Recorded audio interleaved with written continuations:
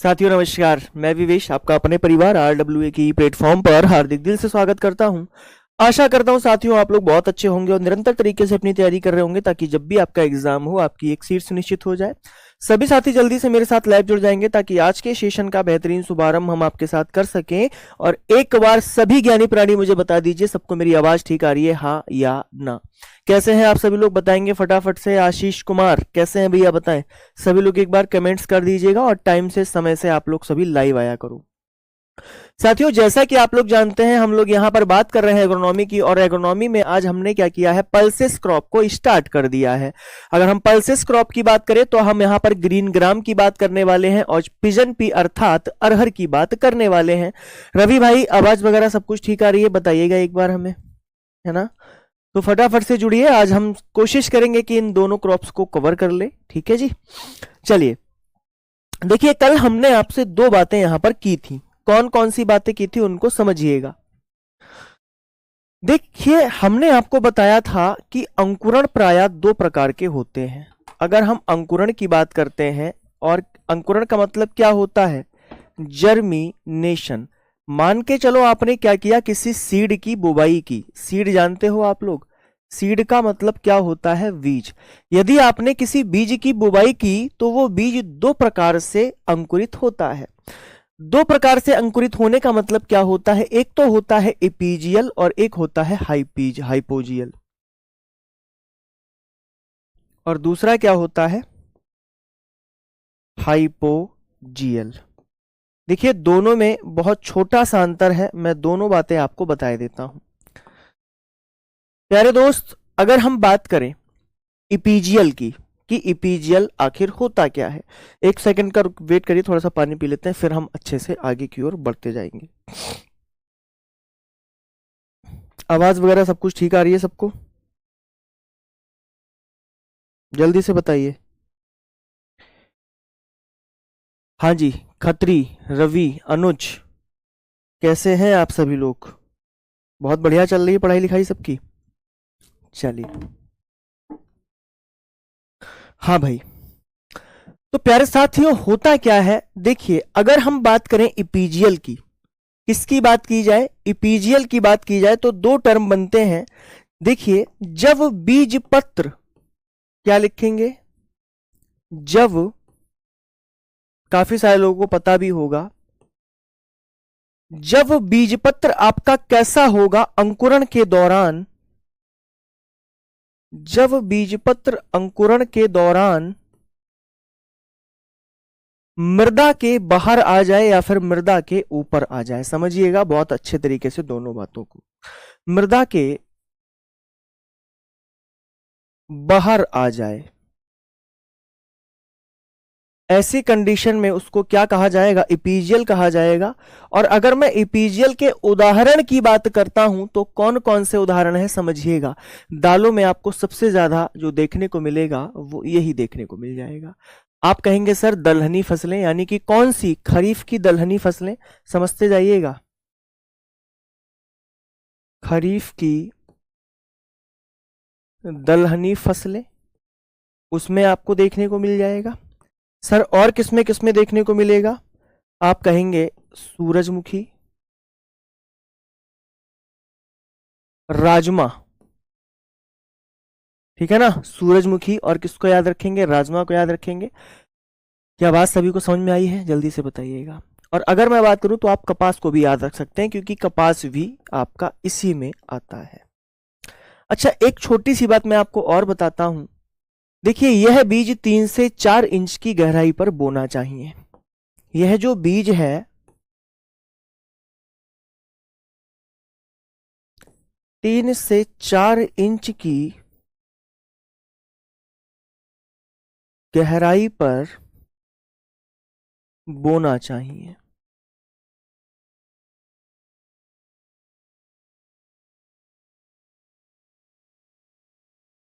मान के चलिए मृदा है ना, मैं आपको इसकी इमेज दिखा दूंगा तो आप लोगों को बहुत अच्छे तरीके से समझ में सारी चीजें आ जाएंगी। देखिए प्यारे दोस्त, ये क्या है इपीजियल और ये क्या है हाइपोजियल।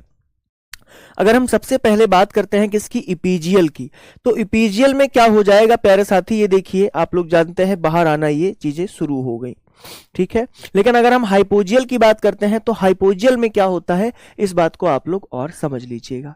चलिए अगली बात करते हैं। अगर हम हाइपोजियल की बात करें, समझिएगा बहुत अच्छे तरीके से प्यारे दोस्त, जब बात हाइपोजियल की होगी तो जब बीजपत्र अंकुरण के दौरान, जब बीजपत्र अंकुरण यानी कि जर्मिनेशन के दौरान, बताइए मृदा के बाहर आएगा या नहीं आएगा, भूमि से बाहर नहीं आएगा, भूमि से बाहर नहीं आता, उस कंडीशन में हम उसे क्या कहते हैं, हाइपोजियल कहते हैं। और अगर हम उदाहरणों की बात करें प्यारे दोस्त, तो पता है कौन कौन से होंगे, आप कहेंगे सर रवि की दलहनी फसलें, अरहर, मटर।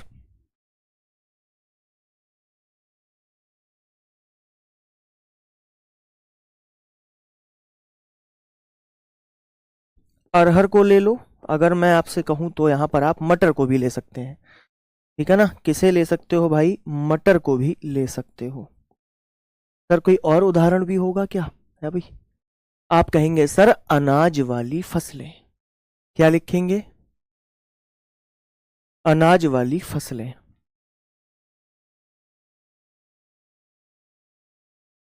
अनाज वाली फसलें।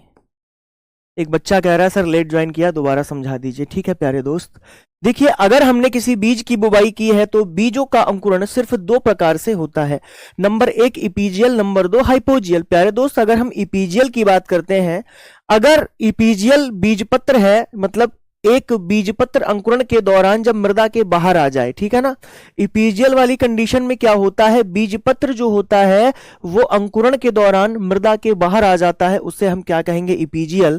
और हाइपोजियल में क्या होता है, अंकुरण के दौरान बीजपत्र मृदा से बाहर नहीं आ पाता, तो इसे हम क्या कहेंगे प्यारे दोस्त, हाइपोजियल कहेंगे। अगर हम इपीजियल की बात करते हैं तो उदाहरण के लिए आप सूरजमुखी, राजमा, कपास और खरीफ ऋतु की आपकी दलहनी फसलों को ले सकते हैं। और अगली बात जो करते हैं, रवि की दलहनी फसलें, अरहर, मटर, अनाज वाली फसलें, वो आपकी हाइपोजियल में आएंगी, ठीक है।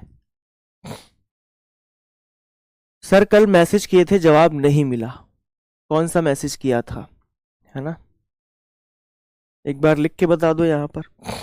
चलिए अब कमेंट में बातें कम और पढ़ाई ज्यादा, ठीक है जी।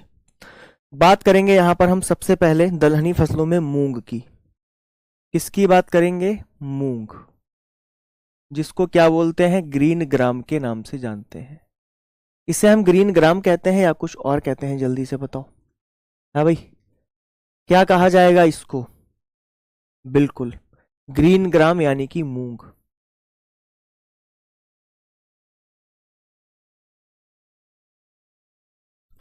समझिएगा बहुत बेहतरीन तरीके से। देखिए मूंग की जब हम बात करते हैं प्यारे दोस्त, तो मूंग आखिर है क्या, आप जानते हैं मूंग एक दलहनी फसल है, ठीक है जी। मूंग क्या है, एक दलहनी फसल है।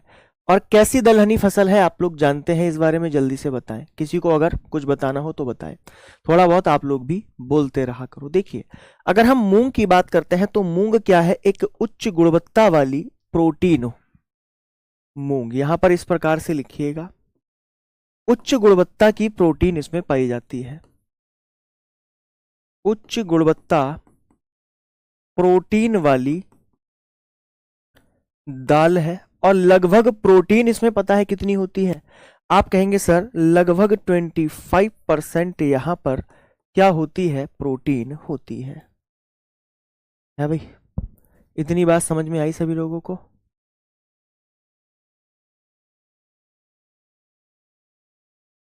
बढ़े और आगे की ओर।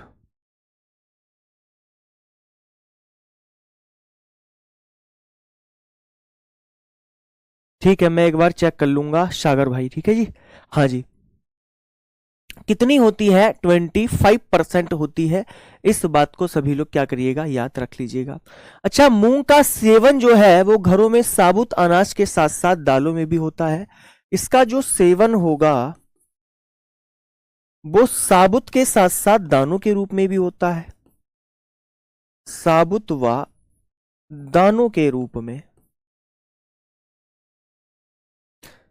या फिर आप एक काम और कर सकते हैं यहां पर, क्या सेवन घरों में साबुत अनाज के साथ साथ दाल के रूप में होगा, ये लिख लो, के साथ साथ दाल के रूप में प्रयोग होता है। इतनी बात सभी लोग समझ पाए हैं क्या? अगली बात समझिएगा। प्यारे दोस्तों, दक्षिण भारत में अंकुरित साबुत मूंग का उपयोग करी या नमकीन बनाने में किया जाता है। इसका उपयोग कहां पर किया जाएगा? करी बनाने में भी किया जाता है और नमकीन बनाने में भी किया जाता है। तो याद रखिएगा, करी व नमकीन बनाने में भी हम इसका क्या कर लेते हैं? प्रयोग कर लेते हैं। अगली बात समझते हैं। उत्तरी भारत में इसका प्रयोग जो होगा वो सर्वाधिक दाल के रूप में होता है, आप लोग जानते हैं। और क्यों होता है? क्योंकि ये आसानी से पच जाती है। जब भी कोई बीमार होता है कहता है ना, मूंग की दाल पिलाओ, मूंग की दाल का पानी पिलाओ। कारण क्या है कि इसमें क्या होता है, इस तरीके की प्रोटीन पाई जाती है जो आपकी बॉडी में पहुंचने के साथ बहुत जल्दी क्या हो जाएगी? पच जाएगी। ठीक है, इतनी बात सभी को समझ में आई है। जब मूंग को अंकुरित कर दिया जाता है तो स्कर्विक एसिड विटामिन सी का संश्लेषण होता है, इस बात को याद रखिएगा। ये पूछ रहा है बच्चा, साबुत का मतलब क्या होता है? बेटा साबुत का मतलब होता है बिना पिसाई के, ठीक है ना। साबुत का मतलब क्या होता है? बिना पिसाई के। आपने मूंग की दाल को भिगो दिया रात में पानी में, सुबह आपने क्या किया, जब वो फूल जाएगी फिर आपने उसको खा लिया। कहते हैं ना कि चने के साथ मूंग को खाया जाए, इसीलिए खाया जाता है। अगर मैं बात करता हूं, देखिए, जब मूंग अंकुरित होता है, एक लाइन लिखिएगा यहां पर, जब मूंग अंकुरित होता है तब जर्मिनेशन स्टार्ट हुआ तो होगा क्या? उसमें स्कर्विक एसिड विटामिन सी की मात्रा बढ़ जाती है।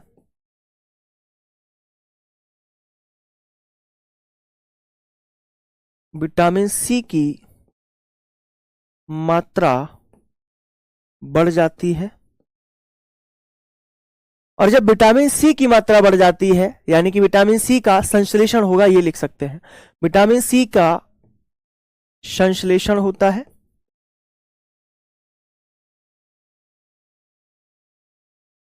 जिससे एक एक लाइन बहुत महत्वपूर्ण है, मूंग से क्वेश्चन जरूर देखने को मिलता है।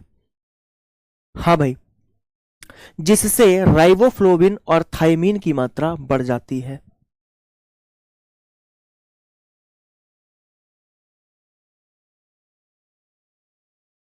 बात थायमीन की मात्रा बढ़ जाती है, यानी कि विटामिन वी जो होगा इसमें बढ़ जाएगा, ठीक है ना। विटामिन V1 और B2 इसमें बढ़ जाएगा।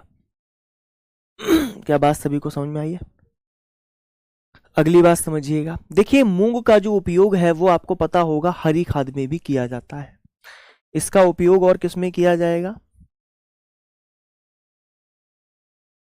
उपयोग हरी खाद में भी किया जाता है, यानी कि ग्रीन मैन्योर के रूप में भी हम इसका प्रयोग कर लेंगे। रामवीर, प्रवीण, सागर, परीक्षित, अनुज, सभी लोगों को बात समझ में आई है यहां तक? जल्दी से बताओ। इसमें वायुमंडल नाइट्रोजन को स्थिर करने की क्षमता अधिक होती है, याद रखिएगा।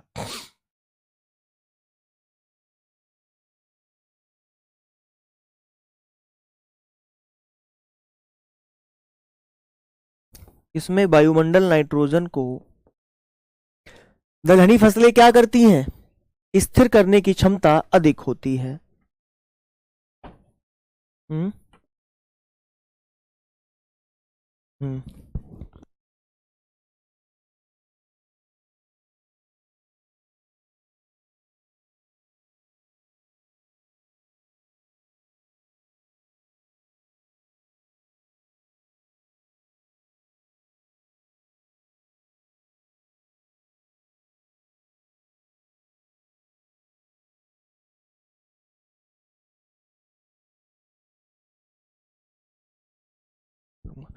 नाइट्रोजन स्थिर करने की क्षमता कैसी होती है? अधिक होती है। ठीक है जी, इस बात को सभी लोग क्या करिएगा, याद रख लीजिएगा। बहुत बढ़िया, शानदार, जबरदस्त। तो ग्रीन ग्राम के बारे में क्या इतनी बातें आप लोगों को समझ में आई हैं? हाँ भाई, जल्दी से बताओ। अगली बात करते हैं। चलिए, ये इमेज से आप लोगों को समझ में आ गया होगा। प्यारे साथी, मूंग का जो उपयोग होता है मैंने आपको बताया कि किसमें किया जाता है, हरी खाद में भी किया जाता है। और मूंग की जब हम बात करते हैं तो एक फलीदार फसल होने के कारण इसमें वायुमंडलीय नाइट्रोजन को स्थिर करने की क्षमता जो है वो कैसी पाई जाती है? अधिक पाई जाती है। ठीक है जी, क्या सभी लोग बात को समझ पाए हैं? जल्दी से बताएं। क्या भाई? यदि मृदा अपरदन की हम बात करते हैं तो यह मृदा अपरदन को रोकने में भी साबित होती है, क्योंकि कम अवधि की फसल होने के कारण यह कई सघन फसल चक्रों के लिए उपयुक्त होती है। यानी कि बहुत ज्यादा अवधि की नहीं है, ये कैसी है? कम अवधि की, छोटे ड्यूरेशन वाली, यानी कि कम अवधि वाली एक फसल है। ठीक है, क्या सभी लोग बात को समझ पाए हैं? अगली बात करते हैं। मूंग का उपयोग मवेशियों के चारे के रूप में होता है, इसमें तो कोई दो राहे नहीं है, आप लोग इस बात को जानते ही हैं कि मवेशियों के लिए जो चारा होगा उसका भी प्रयोग किसके द्वारा किया जाएगा? यानी कि हमारे द्वारा किया जाएगा, मूंग को लेकर। ठीक है सर। फलियों की कटाई के बाद हरे पौधों को उखाड़कर या फिर जमीन से छोटे छोटे टुकड़ों में काटकर मवेशियों को क्या कर दिया जाता है? खिला दिया जाता है। ये तो सिंपल सी बात है, इसको लिखने का कोई मतलब था ही नहीं। बीजों के छिलकों को पानी में भिगोकर मवेशियों के चारे के रूप में भी इस्तेमाल किया जाता है। यह बात बहुत ज्यादा महत्वपूर्ण है। ठीक है, और अगर मैं अगली बात करता हूं तो भारत के कुल दलहन क्षेत्र में मूंग का योगदान कितने प्रतिशत है? 14% है।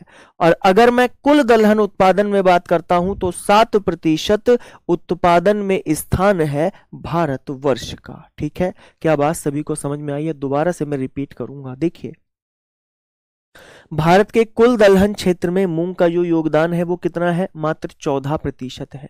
कितना है प्यारे दोस्त? 14% है।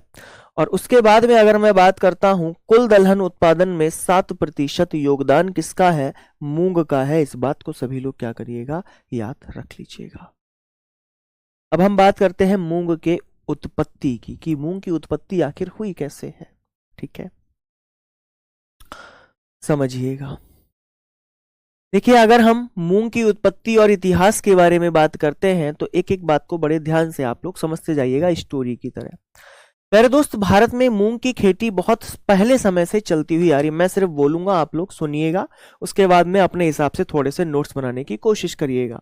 जरूरी नहीं है जिस तरीके से मैं यहाँ पर लिखता हूं आप लोग भी बिल्कुल सेम उसी तरीके से लिखें। आप अपनी फॉन्टिंग करिए और नोट्स बनाना सीखिए। कहीं पर कोई डाउट आता है तो मुझे कमेंट में, यानी कि मुझे यहाँ बताइए या फिर आपके टेलीग्राम पर मुझे बता दीजिएगा पर्सनल मैसेज करके। तो भारतवर्ष में जो मूंग की खेती है वो प्राचीन समय से हो रही है। और अगर मैं बात करता हूं तो देश के विभिन्न हमारे यहां पर स्टेट हैं, जैसे कि एमपी हो गया, राजस्थान हो गया, यूपी हो गया, बिहार हो गया, इन सभी स्टेट पर क्या की जाती है? मूंग की खेती को किया जाता है। ठीक है, और अगर मैं बात करूं इसके विभिन्न भागों में क्या किया जाता है, अनेक अनेक किस्में पाई जाती हैं, हर जगह पर अलग अलग किस्म की आपको उत्पादन देखने को मिलेगा। लेकिन यह पौधा जंगली अवस्था में नहीं पाया जाता, यानी कि वाइल्ड अवस्था में, वाइल्डली स्टेज में ये नहीं पाया जाता है। इस बात को ध्यान रखेंगे। ठीक है सर, अगली बात करते हैं। इसकी सबसे करीबी जो प्रजाति है वो बिगना रेडियाटा है। वैरायटी कौन सी है? सबलोवाटा।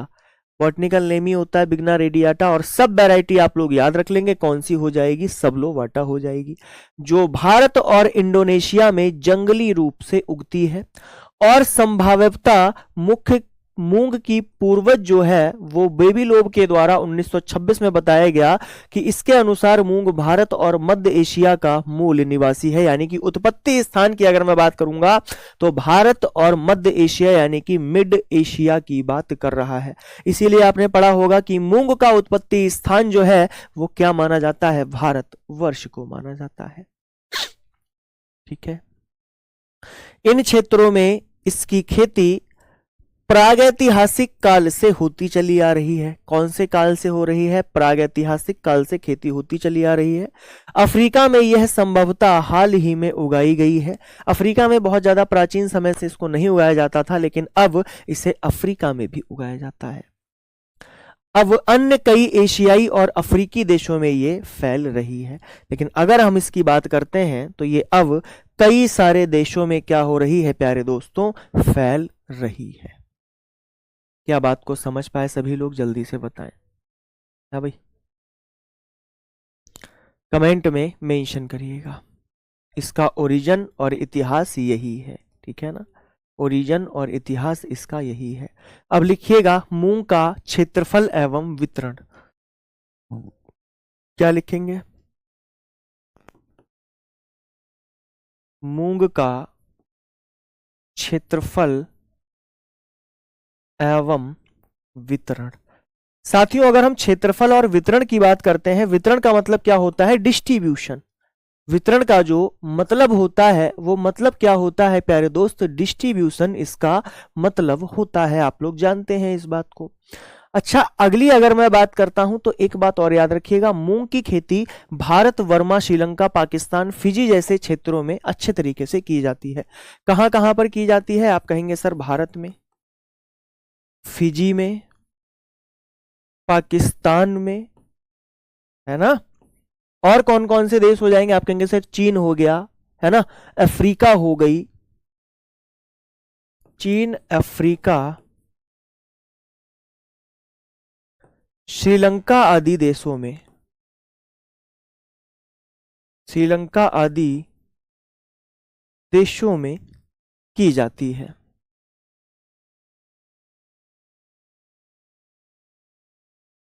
मूंग की खेती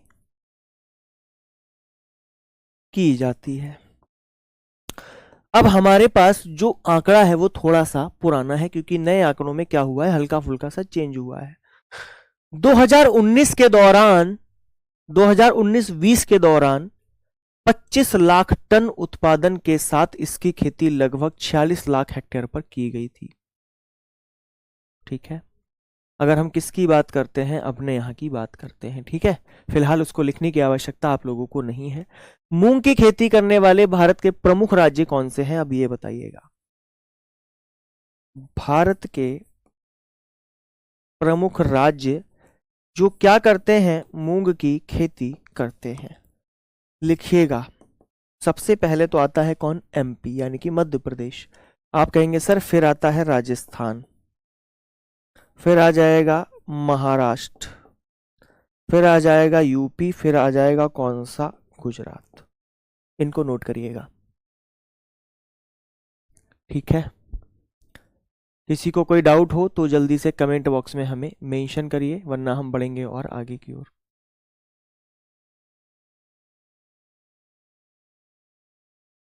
चलिए, बहुत बढ़िया। अगली बात करेंगे हम मूंग के वर्गीकरण की। ठीक है ना, किसकी बात करेंगे? वर्गीकरण की बात करेंगे। एक बार इसके वर्गीकरण को समझिएगा। हम पीडीएफ और दोनों के माध्यम से चलेंगे। जहां पर आवश्यकता होगी लिखने की, मैं वहां पर लिखकर बताऊंगा। जहां पर पीडीएफ की आवश्यकता होगी वहां पर आपको पीडीएफ से समझाऊंगा। चलो देखिए, इसके हम वर्गीकरण की बात करते हैं। वर्गीकरण का मतलब क्या होता है? आप कहेंगे सर इसका क्लासिफिकेशन। साथियों, अगर हम इसके क्लासिफिकेशन की बात करते हैं, किसकी बात की जाए, अगर इसके क्लासिफिकेशन की बात की जाए तो समझिएगा बड़े अच्छे तरीके से। देखिए, इस देश में मूंग का जो वर्गीकरण है वो किसके द्वारा किया गया? बोस के द्वारा किया गया। और कब किया गया? 1932 में किया गया था। ठीक है सर। अच्छा, 1932 में किया गया तो इन्होंने हमें क्या बताया? इन्होंने हमें फूलों का रंग बताया, इन्होंने हमें फली और बीजों के आधार पर वर्गीकरण किया। इन्होंने और क्या किया पता है आपको? पत्ती का जो आकार था यानी कि शेप ऑफ लीफ के आधार पर वर्गीकरण किया और इसी आधार पर 40 विभिन्न प्रकार से इसको क्या कर दिया? वर्गीकृत कर दिया था। ठीक है ना, जिसमें कि बीज का रंग, बीज की सतह कैसी होगी, फूल का रंग कैसा होगा और पत्ती का रंग कैसा, बेटा फली का रंग कैसा होगा। ठीक है ना, इन सब बातों पे इन्होंने चर्चा की थी। तो देखिएगा एक बार किसके द्वारा किया गया, ये पूछा जाता है एग्जाम में, तो आप कहेंगे बोस के द्वारा 1932 में किया गया था, जिन्होंने मुख्यतः पत्ती के आकार, फूल के रंग, फली के प्रकार यानी कि फली का रंग, बीज के रंग के आधार पर 40 विभिन्न प्रकार से इसको वर्गीकृत कर दिया था। सभी प्रकारों में 2n बराबर 24 गुणसूत्र होते हैं, यानी कि अगर गुणसूत्र की बात होगी तो 2n बराबर 24 अर्थात 24 हो जाएंगे। ठीक है सर, इतनी बात हम समझ गए। इसमें निम्नलिखित विशिष्ट विविधताएं पाई जाती हैं। कैसी विविधताएं? यानी कि अनेक प्रकार की विविधताएं पाई जाती हैं, डाइवर्सिटी पाई जाती है। ठीक है ना, डाइवर्सिफाइड अलग अलग तरीके से किया गया है इसको। अगर हम बीज के रंग की बात करते हैं तो बीज या तो आपको हरा देखने को मिलेगा या तो काले, भूरे या फिर पीले रंग का देखने को मिलेगा। एक एक लाइन इंपॉर्टेंट। बीज की सतह या तो फीकी होगी या तो चमकदार होगी। फूल का रंग या तो हल्का पीला होगा, जैसे कि जैतून या फिर जैतून का पीला, जैतून का फूल देखा होगा उसी तरीके से कुछ होता है। फली का रंग, पकी हुई फलियां या तो लौह धूसर यानी कि ग्रे कलर की होंगी, धूसर को क्या बोलते हैं? ग्रे। जैतून धूसर या फिर स्नॉफ भूरे रंग की होती है। आप चाहें तो इसको एक बार इंग्लिश में भी देख लीजिएगा। कलर फ्लावर, ठीक है ना, आइदर लाइट येलोइश, ठीक है ना, ओलिव और ओलिव येलो हो सकता है। अगर मैं पॉट कलर की बात करता हूं तो पके हुए फली का कैसा हो जाएगा? आयरन ग्रे हो जाएगा, ऑलिव ग्रे या फिर सन ब्राउन हो जाएगा। इस बात को सभी लोग याद रख लीजिएगा। आशा करता हूं सभी लोगों को बात बहुत अच्छे तरीके से समझ में आई होगी। ठीक है, ये हुई मूंग के बारे में चर्चा। चलिए अब हम मूंग के बारे में अगर कुछ और इंपॉर्टेंट बात करें तो आप लिखिएगा मूंग। उत्पत्ति स्थान यानी कि ओरिजिन प्लेस हम किसे मान के चलते हैं? भारतवर्ष को मानकर चलते हैं। ठीक है, मेरे साथ साथ लिखिएगा। भारत कुल विश्व का लगभग 70% मूंग उत्पादन करता है। नोट करिएगा, भारत कुल विश्व का लगभग 70% मूंग उत्पादन करता है। क्या करेगा भाई? मूंग उत्पादन करता है। इस बात को सभी लोग याद रख लीजिएगा। क्या बात सभी को समझ में आई है? कितनी करेगा मेरे भाई? याद रखिएगा, लगभग 70%। और अगर मैं बात करता हूं मूंग की, बड़े गौर से समझिएगा, इसका जो प्रयोग होगा वो ग्रीन मैन्योर्स में भी होगा।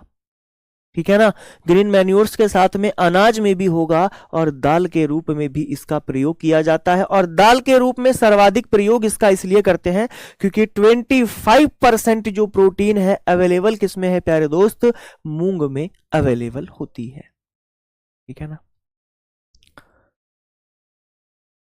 अब एक बात और समझिएगा, इसका भूसा चारा और ईंधन के रूप में प्रयोग किया जाता है। इसका जो भूसा होगा वो चारा और ईंधन के रूप में प्रयोग कर लिया जाता है। कुल आप लोग जानते हैं लेग्यूमिनेसी होगा, चाहे तो आप लोग इसको लिख लीजिएगा। ठीक है ना, कुल कौन सा होगा?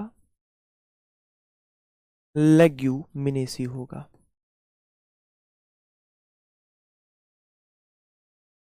इतनी बात नोट कर लीजिएगा। अगर हम बात करें इसके लिए कैसी जलवायु चाहिए होगी और कैसी मृदा चाहिए होगी, तब आप हमें क्या बताएंगे? ठीक है जी, चलिए जलवायु और मृदा को देखते हैं। देखिए प्यारे दोस्त, अगर हम बात करते हैं इसकी जलवायु की, तो इसकी जो जलवायु है वो विस्तृत तरीके से हमें पढ़नी होगी। जैसे कि हमें वृद्धि के लिए तापमान कितना चाहिए? हमें वार्षिक वर्षा कितनी चाहिए, इन सब बातों पर हम चर्चा करेंगे। प्यारे दोस्त, अगर हम वार्षिक वर्षा की बात करते हैं तो मूंग जो होती है वो एक सूखा सहनशील दाल के अंदर आती है, यानी कि बहुत ज्यादा रिक्वायरमेंट नहीं होती है इसे बरसात की। ठीक है प्यारे दोस्त, इसकी अगर हम बात करते हैं तो देखिए ये मुख्यतः खरीफ और जायद में भी उगाई जाती है। नहीं समझे मेरी बात को? सिर्फ ऐसा नहीं है कि इसको सिर्फ खरीफ में आप उत्पादन कर सकते हैं, आप इसका उत्पादन जायद में भी कर सकते हैं। भारत में 3 ऋतुओं का सबसे ज्यादा सर्वसम्मान होता है, रवि, खरीफ और जायद। ठीक है जी, चलिए देखिएगा। मूंग की खेती विस्तृत जलवायु में की जा सकती है। अगर हम बात करें प्यारे साथियों तो इसकी वृद्धि के लिए जो तापमान चाहिए होता है वो 25 से 35 डिग्री सेंटीग्रेड चाहिए होता है। 25 से 35 डिग्री सेंटीग्रेड तक चाहिए होगा। ठीक है, कितना चाहिए होगा? 25 से 35 डिग्री सेंटीग्रेड तक चाहिए होगा। यह गर्म व आर्द्र जलवायु की फसल है। कैसी है? गर्म और आर्द्र। गर्म और आर्द्र किसमें हो जाता है? जैसे कि खरीफ में आप कहेंगे सर इसे मात्र 80 से 100 सेंटीमीटर वार्षिक वर्षा वाले स्थानों पर आराम से उगाया जा सकता है, और आराम से उगाने के साथ ये अच्छा उत्पादन देगी। कैसा उत्पादन देगी मेरे प्यारे भाई बहनों? ये अच्छा उत्पादन देगी। इस बात को सभी लोग क्या करिएगा, याद रख लीजिएगा। ठीक है, अगली बात करते हैं। उत्तर भारत में इसकी खेती जायद और खरीफ, देखो मैंने आपको पहले ही बताया था जायद और खरीफ दोनों में की जाती है। इसको आप सिर्फ खरीफ में लेकर मत जाइएगा, जब आप आंसर राइटिंग करेंगे तो इसी प्रकार से बिल्कुल लिखेंगे। देखिए ये कम शब्दों में बिल्कुल सटीक तरीका आपको दिया गया है लिखने का, यही लिखने का तरीका होना चाहिए आपके। ठीक है, खरीफ और जायद में इसकी खेती की जाती है। लेकिन अगर हम दक्षिण भारत की बात करते हैं तो इसकी खेती हल्की सर्दियों यानी कि रवि में की जाती है। अब आपके दिमाग में एक बात पिंच हुई होगी, सर क्या रवि की खेती रवि, खरीफ और जायद तीनों में करते हैं? मैं कहूंगा हाँ, इसकी खेती रवि में भी होगी, खरीफ में भी होगी और जायद में भी होगी। ठीक है, लेकिन फर्क पता है किस बात का है? अगर हम उत्तर भारत की बात करेंगे, किसकी बात की? अगर उत्तर भारत की बात की तब इसकी जो खेती की जाएगी वो जायद और खरीफ में की जाएगी। लेकिन अगर दक्षिण भारत की बात की मेरे प्यारे भाई बहनों तो दक्षिण भारत में जो इसकी खेती की जाएगी वो रवि के मौसम में की जाएगी। ठीक है, सभी को बात समझ में आई हो तो एक बार हाँ लिख दीजिएगा, फिर हम आगे की ओर बढ़ेंगे। ठीक है ना, आराम से चलेंगे बिल्कुल।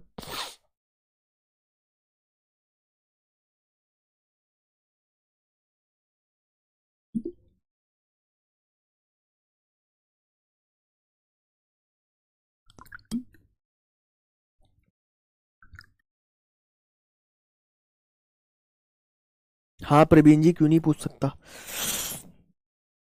बिल्कुल पूछ सकता है, मेंस में भी, है ना। ओम प्रकाश मौर्य, महावरण सिंह, बेटा बात समझ में आ रही है सब अच्छे तरीके से? है भाई, एक बार ज्ञानी प्राणियों की कमेंट्स देख लेता हूं।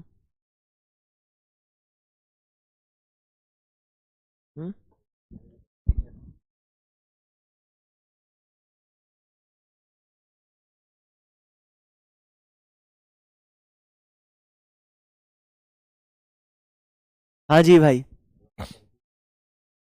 क्या बात सभी लोगों को समझ में आई है यहाँ तक? हाँ, देखो भाई इसे हम ठंडी आर्द्र जलवायु सभी में उगा सकते हैं। ठीक है ना, अगर बात होगी उत्तर भारत की तो आप इसे जायद और खरीफ में उगाओगे, लेकिन अगर दक्षिण भारत की बात होगी प्यारे साथी तो इसे हम कहाँ पर उगाएंगे? रवि में उगाते हैं। ठीक है जी, अगली बात करते हैं मृदा की यानी कि सॉइल की। साथियों आप लोग जानते हैं दालों के लिए जो सबसे अच्छी मृदा होती है वो रेतीली भी हो जाती है। ठीक है ना, और दालों के लिए आपकी दोमट मृदा भी अच्छी होती है। ठीक है ना, चलिए देखिए, मूंग के लिए रेतीली दोमट मृदा, ठीक है ना, तथा बलुई दोमट मृदा उपयुक्त होती है। भारत यानी कि उत्तर भारत में काली कपासीय मिट्टी और राजस्थान में रेतीली मृदा और दक्षिण भारत में लाल लेटेराइट में इसकी खेती की जाती है। कितनी घनिष्ठता से सारी बातों को लिया गया है, समझिएगा। देखिए क्या बोल रहा है, मैं दोबारा से रिपीट करूंगा। देखिए मूंग के लिए रेतीली दोमट तो अच्छी होती ही है, साथ में बलुई दोमट भी अच्छी होती है, लेकिन अगर हम उत्तर भारत की बात करते हैं तो उत्तर भारत में इसे ब्लैक कॉटन सॉइल में उगा लिया जाता है। राजस्थान की बात करते हैं तो रेतीली जो सॉइल होती है उसमें उगाया जाता है, और दक्षिण भारत में भैया लाल लेटेराइट में इसकी खेती को किया जाता है। मूंग की खेती के लिए जो पीएच मान चाहिए होगा वो 6.3 से 7.2। मैं कहूंगा कि इस पर आप लोग क्या करिएगा, थोड़ा सा हेडर मार्कर यानी कि अच्छे तरीके से इसको नोट करिएगा, ये क्वेश्चन एग्जाम में पूछा जा चुका है।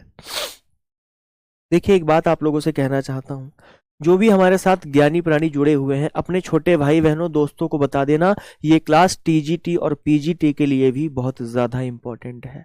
आशीष कुमार जी बोल रहे हैं सर मैं ऑफिस से आपकी क्लास करता हूं इसलिए डिस्टरबेंस भी होती है। कोई बात नहीं, आपका इतना लगाव है पढ़ाई से तो डिस्टरबेंस का ऐसा कोई दिक्कत नहीं आएगी, है ना। अक्सर लोग सिलेक्शन वही लेते हैं जो डिस्टरबेंस होने के साथ साथ भी अपने काम को अच्छे तरीके से करते हैं, है ना। चलिए बात करते हैं इसकी प्रजातियों की यानी कि किस्मों की, ठीक है ना। किस्में मैं आपको जो बताऊंगा वो लिख के नहीं पीडीएफ से ही बताऊंगा, ठीक है ना। जो इंपॉर्टेंट है उन पर मैं स्टार लगाऊंगा, उनको आप लोग अच्छे से याद करिएगा। देखिए अगर हम इसकी किस्मों की बात करते हैं तो IPM01 यह किस्म IIPR कानपुर द्वारा विकसित है। कानपुर कहां पर है, उत्तर प्रदेश में ही है। IIPR का मतलब क्या है, Indian institute of pulse research. Indian institute of pulse research ये 60 दिनों में कटाई के लिए पर्याप्त हो जाती है, यानी कि मात्र 60 दिनों में ये क्या हो जाएगी, आपकी कटाई के लिए परिपक्व हो जाएगी। देख रहे हो कितनी छोटी अवधि की फसल है, 60 दिन, यानी कि सिर्फ 2 महीने में आप क्या कर सकते हैं, मूंग का उत्पादन ले सकते हैं। अच्छा मूंग का हलवा कितने लोगों ने खाया ये बताओ। क्या भाई, मूंग का हलवा भी बहुत ज्यादा टेस्टी होता है, बहुत ज्यादा पौष्टिक होता है। सोचो आप, जिसमें लगभग 25% प्रोटीन हो, है ना। अच्छा प्रोटीन का मापन पता है कैसे होता है भाई, प्रोटीन का मापन कैसे होता है ये बताओ, कोई बताएगा मुझे। देखिए 100 ग्राम से ही मापन करते हैं। अगर आपने 100 ग्राम खाया, ठीक है ना, तो 25 ग्राम आपको क्या मिल गई, प्रोटीन मिल गई, ठीक है जी। चलिए IPM2 की बात करते हैं। ये IPM इंटीग्रेटेड पेस्ट मैनेजमेंट में समझ लेना। IPM2 की बात होगी तो ये भी कानपुर के द्वारा विकसित की गई है, और यह भी 60 दिनों में कटाई के लिए पर्याप्त हो जाती है। अगली जो प्रजाति है वो है G127। कौन सी, G127। और अगली प्रजातियां जो है प्यारे दोस्त वो आपको टेबल में लिखी हुई मिल रही हैं। मैं आपको बताता हूं, एक प्रजाति है इसकी उत्कल, बहुत ज्यादा पूछी जाती है, उत्कल को याद रख लेना। और एक प्रजाति है बेटा वर्षा, लिखा नहीं है क्या, सुनैना प्रजाति बहुत ज्यादा पूछी जाती है, नोट करिएगा। वर्षा, ये रही वर्षा, है भाई, ये वर्षा पांडे प्रजाति है ना। कोपरगन ये प्रजाति भी इंपॉर्टेंट है, समझिएगा। अमृत सुनैना, है ना। खारगांव 1, जवाहर 45, कृष्णा, वर्षा, ML 267, ML 131 कोपरगांव। उसके बाद में है कौन सी, जलगांव 781 याद रखिएगा। उसके बाद में कौन सी है, सिंध खेड़ा इसकी प्रजाति है, कौन सी, सिंध खेड़ा। उसके बाद में पूसा वैसाखी, शीला इसकी प्रजाति है, महत्वपूर्ण है। मोहिनी इसकी प्रजाति महत्वपूर्ण है। K851, MUS2, R288, 8S8, Gangavan. Gangavan तो सर मक्का में भी थी, यहां पर भी है, याद रखिएगा। R288, S8 Gangavan, RGC 62, RGM 268, RGM 244 जिसको हम धनु के नाम से भी जानते हैं, RMG 492 गड़ा जिसे हम गंगोत्री बोल देते हैं, और एक प्रजाति है उत्कल। क्या सभी लोग बात को समझ पाए हैं, जल्दी से बताओ, है जी। सभी लोग जल्दी से कमेंट बॉक्स में मेंशन करिएगा। सर ये याद कैसे होंगी, आपको सिर्फ 4-5 प्रजातियां याद करनी है। मेरी जिम्मेदारी है आपको सारी प्रजातियां बताना, और आपकी जिम्मेदारी है महत्वपूर्ण चीजों को याद करना। यहाँ पर जिस जिस पर स्टार लगे हुए हैं वो एक से एक महत्वपूर्ण प्रजाति है। चलिए इसको नोट करिए, फिर हम बढ़ेंगे और आगे की ओर। देखिए एक बार अगर आपने इस पूरे बैच को पढ़ लिया, ये पूरा का पूरा फाउंडेशन बैच है, यहाँ से आपका बहुत कुछ तैयार होगा, है ना। इसको पढ़ने के बाद में PCS का आप एग्जाम दीजिए, DHO का एग्जाम दीजिए, नेशनल सीड कारपोरेशन का दीजिए, IFCO का दीजिए, ठीक है ना। सारे एग्जाम्स के लिए बेहद महत्वपूर्ण। चलिए अगली बात करते हैं बीज दर की। मूंग की बीज दर। लिखिएगा सीड रेट ऑफ मूंग, मूंग की बीज दर।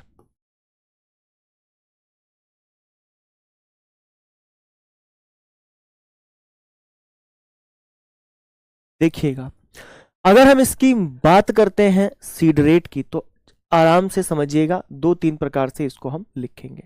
सर कौन से दो तीन प्रकार? आप लिखेंगे मिश्रित फसल की, खरीफ की और रबी की, है ना, मिश्रित फसल जायद, और आप लिखो खरीफ की। मिश्रित फसल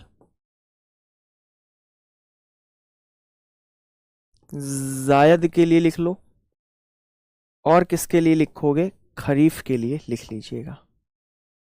साथ ही अगर मैं जायद की बात करता हूं, आप कहेंगे सर 25 से 30 किलोग्राम प्रति हेक्टेयर। 25 से 30 किलोग्राम प्रति हेक्टेयर। मिश्रित फसल में कम चाहिए होगी, मात्र 8 से 10 किलोग्राम प्रति हेक्टेयर। अगर मैं खरीफ की बात करता हूं, तो आप कहेंगे सर 15 से 20 किलोग्राम प्रति हेक्टेयर चाहिए। कितनी? 15 से 20 किलोग्राम प्रति हेक्टेयर चाहिए। अच्छा, इसकी बुवाई का समय क्या होता है? आप कहेंगे सर लिखवाने की आवश्यकता नहीं है, जायद में आप जानते हैं मध्य फरवरी से मध्य मार्च तक। खरीफ में आप क्या करेंगे? जून जुलाई में इसकी बुवाई कर देते हैं, जून जुलाई में बुवाई कर देंगे। अगर मैं हाँ बात करूं इसके पौधरोपण दूरी की, P इंटू आर, तो P इंटू आर कितना होगा? प्लांट टू प्लांट और रो टू रो जो डिस्टेंस होगा वो कितना होगा आपको पता है? आप कहेंगे सर यहां पर जो राइट आंसर होगा वो 30 गुणा 10 हो जाएगा, और ये किसमें होगा? सेंटीमीटर में। इसमें 30 गुणा 10 सेंटीमीटर में होगा। अगर मैं बात करता हूं इसके बीज उपचार की, आपको इसका बीज उपचार करना है, बीजोपचार। तो बीज उपचार कैसे करोगे ये बताओ? है भाई, बीज उपचार कैसे करोगे? आप कहेंगे सर थायराम से कर देंगे, ठीक है ना। 3 ग्राम थायराम से प्रति किलो। बहुत बढ़िया, शानदार। 3 ग्राम थायराम से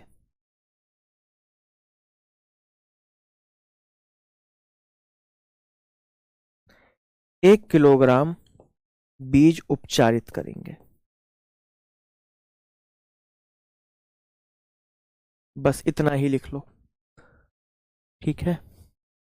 उसके बाद में आप चाहो तो राइजोबियम कल्चर से भी आप इसको उपचारित कर सकते हो, ठीक है। अगली बात करेंगे हम कटाई की अवस्था, खरपतवार और हमारी जो खाद एवं उर्वरक होती है उसकी, ठीक है। मुझे उम्मीद है किसी को भी कोई डाउट यहां तक नहीं हुआ होगा। चलिए, इसके लिए देखते हैं हम कितनी खाद की आवश्यकता होगी।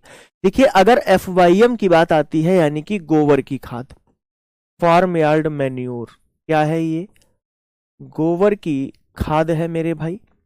गोबर की खाद की बात करते हैं तो 10 से 15 टन प्रति हेक्टेयर हो जाएगा। कितना? 10 से 15 टन प्रति हेक्टेयर आपको दे देनी है। उसके बाद में साथियों अगर हम बात करते हैं नाइट्रोजन की, तो 15 से 20 किलोग्राम नाइट्रोजन आप खेत में देंगे, ठीक है। फास्फोरस की अगर मैं बात करता हूं तो कितनी फास्फोरस दे देंगे आप लोग? हाँ भाई, आप कहेंगे सर 30 से 40 किलोग्राम प्रति हेक्टेयर, और 250 किलोग्राम जिप्सम प्रति हेक्टेयर देने पर अधिक उपज हो जाती है। अगर आपने 250 किलोग्राम, ठीक है ना, जिप्सम दे दी 1 हेक्टेयर में, तो इसका उत्पादन जो होता है वो आपको बहुत अच्छा देखने को मिलता है, ठीक है जी। क्या बात सभी को समझ में आई है? जल्दी से बताएं। अच्छा, इसमें नाइट्रोजन क्यों कम देनी पड़ती है, जरा मुझे बताएगा ठाकुर सुमंत गौतम। गौतम भैया आप मुझे बताइएगा कि इसमें हमने नाइट्रोजन को कम क्यों दिया है। आपने देखा होगा हम हर फसल में नाइट्रोजन को ज्यादा से ज्यादा देते हैं, लेकिन यहां पर आपने देखा कि सबसे कम जो हमने दिया वो नाइट्रोजन को दिया। इसका कारण क्या है, आप मुझे फटाफट से लिखकर बताइएगा। चलिए, अगर हम खरपतवार नियंत्रण की बात करते हैं, आप कहेंगे सर बुवाई के 30 दिन के बाद में निराई गुड़ाई कर लेना है, और रासायनिक खरपतवार नियंत्रण के लिए किसका प्रयोग करोगे? फ्लूक्लोरोलिन का प्रयोग कर दोगे। प्रति हेक्टेयर के हिसाब से 1 किलोग्राम चाहिए होगा। कितना चाहिए होगा? 1 किलोग्राम प्रति हेक्टेयर आपको फ्लूक्लोरोलिन चाहिए होगा, याद रखिएगा। चलिए, अगली बात करते हैं कटाई की अवस्था। इसकी जो स्टेज होगी हार्वेस्टिंग की वो कौन सी होती है? मूंग की फसल 80 से 110 दिनों में कटाई के लिए तैयार हो जाती है। सामान्यतः फलियां पककर हरे से काली पड़ जाएं। फलियां इसकी कैसी हो जाएं? हरे से काली पड़ जाएं। मूंग की कटाई अथवा तुड़ाई सही समय पर कर लेनी चाहिए, वरना इसकी जो फलियां हैं वो चटक जाएंगी और जो फलियों के अंदर दाना भरा हुआ है वो निकलकर जमीन पर गिर जाएगा, क्योंकि ये खुद नाइट्रोजन फिक्सेशन करता है। इसकी जड़ों में कुछ जीवाणु पाए जाते हैं जो वायुमंडल की क्या करते हैं? नाइट्रोजन को अवशोषित करने का काम करते हैं। बस इतनी सी बात थी, आपको याद रख लेनी है ना मेरे प्यारे भाई बहनों।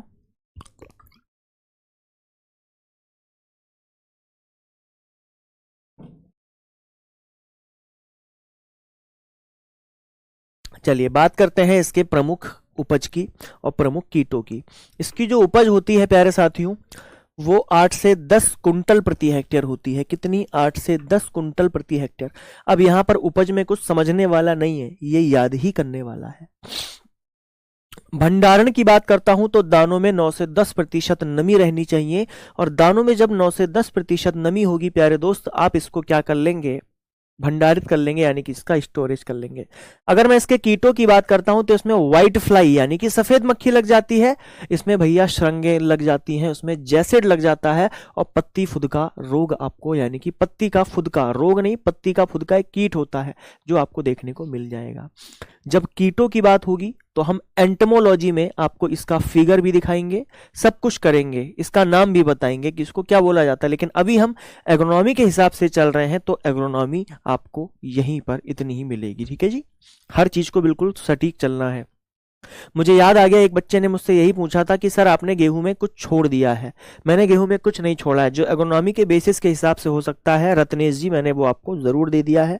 और मैंने उसी क्लास में बोल दिया होगा कि रोग की बात पैथोलॉजी में, कीटों की बात कहां पर? एंटमोलॉजी में, क्योंकि हमें वो भी पढ़ना है, ठीक है। अच्छा, यहीं पर सब कुछ पढ़ लोगे, इकट्ठा मिक्सचर कर लोगे तो याद कैसे करोगे ये बताओ? याद करने में दिक्कत होगी क्या? आपको सिर्फ पढ़ना है, चीजें याद नहीं करनी? अरे आपको याद करना है भाई, नहीं समझे मेरी बात को? सब कुछ इकट्ठा नहीं कर सकते। दवाई जो होती है ना, दवाई आप कोई बीमारी होती है, दवाई आप खाते हो, कम कम खाते हो, डोज के हिसाब से खाते हो। डॉक्टर ने कहा सिर्फ एक ही टैबलेट खानी है, तब तुम 2 खाते हो, नहीं। ऐसी ही पढ़ाई भी करनी है आपको, जितनी डोज, जितनी आवश्यकता, उतना काम करना है। जहां पर जिस चीज की जितनी आवश्यकता हो सिर्फ उतना करिए, और जीवन में भी इस बात को याद रखिए, जहां पर जिस काम की जितनी आवश्यकता हो, किसी से प्यार करना है अगर, तो उतना ही कि वो आप पे हैवी ना हो जाए। किसी से नफरत करनी है तो उतना ही कि वो आप पे हैवी ना हो जाए, ठीक है जी। चलिए, अगर मैं बात करता हूं कीट की, तो आप कहेंगे सर इसमें जैसिड लगता है, इसमें पत्ती का फुदका लगता है, इसमें श्रृंग लग जाता है, जिसे ग्लेनिस्टा बीटल के नाम से जानते हैं। आप बीटल याद रख सकते हैं श्रृंग को। और व्हाइट फ्लाई यानी कि सफेद मक्खी लग जाती है। व्हाइट फ्लाई यानी कि सफेद मक्खी इसमें लग जाती है, ठीक है। अगली बात समझिएगा, इसमें जो मुख्य रोग लगते हैं वो रोग कौन कौन से होते हैं, है ना। इसमें जो मुख्य रोग लगेंगे वो रोग कौन कौन से होंगे समझिएगा। जैसे कि हमारा पाउडरी मिल्ड्यू इसमें लग जाता है, इसमें सर्कोस्पोरा पत्ती धब्बा रोग लग जाता है, पत्ती धब्बा याद रखिएगा यहाँ पर सिर्फ। इसमें एंथ्रैक्नोज या फिर शाम बर्न लग जाता है। इसमें पीला मोजेक लगेगा जो कि वायरस के कारण लगता है, यह सफेद मक्खी के द्वारा फैलता है, याद रखिएगा। पीला मोजेक किसके द्वारा फैलेगा? सफेद मक्खी के द्वारा फैलेगा, याद रखिएगा। Seed and seedling root fusarium oxysporum, ये किसके द्वारा? माइकोफोमिया फेसियोली के कारण लग जाता है, ठीक है ना। इस बात को याद रखिएगा। और क्या लगता है इसमें? Charcoal rot. अब आपको एक बात समझ में आई है कि सर मूंग में पाउडरी मिल्ड्यू लग जाता है, पत्ती धब्बा लगेगा, एंथ्रैक्नोज लगेगा, पीला मोजेक लगेगा, चारकोल रॉट लगेगा। इसका आधार तैयार हो गया। जब हम आपकी पैथोलॉजी लेंगे उसमें यहां पर एक एक फिगर को अच्छे तरीके से बताएंगे कि ये वाला रोग ये वाला है, ठीक है जी। बात समझ में आई है? हाँ रामवीर सिंह जी, बिल्कुल लिखना है। अगली बात करते हैं, दलहनी फसलों में फली चटकने की सर्वाधिक समस्या मूंग में ही होती है, तथा सबसे कम समस्या किसमें होगी? अरहर में होगी। देखिए, अगर सही समय से फली पकने के बाद थोड़ी सी काली पड़ जाती, पहले तो फली हली होगी, उसके बाद में कैसी पड़ जाएगी, काली। और अगर आपने उस समय पर इसकी हार्वेस्टिंग नहीं की, तोड़ाई नहीं की, कटाई नहीं की, तो वो फली से जो दाना होगा वो चटकेगा और क्या होगा, दाना नीचे गिर जाएगा जमीन पर। अब जमीन से एक एक दाने को कैसे उठाओगे आप कहेंगे नहीं सर, समय पर इसकी क्या कर लेनी है, कटाई कर लेनी है। ठीक है जी, क्या सभी को मेरी बात अब समझ में आई है, जल्दी से बताएं, बोलिए। तो बस ये हमारी कौन सी फसल थी, मूंग की फसल थी। अब हम जो अगली बात करेंगे प्यारे दोस्तों, वो बात करेंगे किसकी, अरहर की।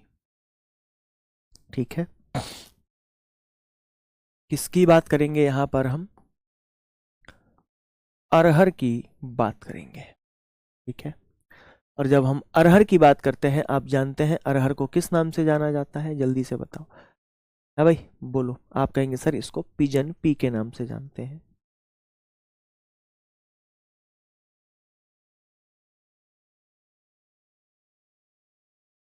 ठीक है, नोट करिएगा।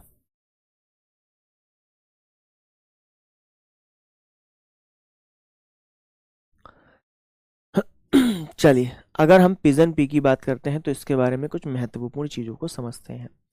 अरहर, आपको पता है अरहर को हम लाल चना के भी नाम से जानते हैं, है ना। अरहर को क्या कह दिया जाता है, इसे लाल चना भी कह देते हैं।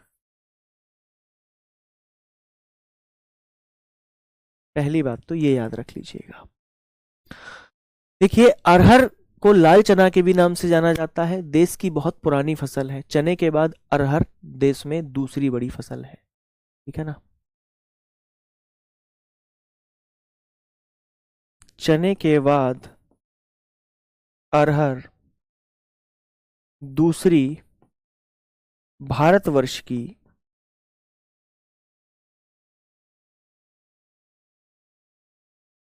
महत्वपूर्ण फसल है।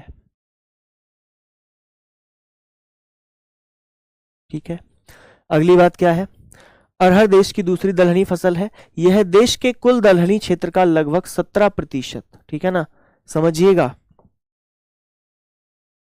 देश के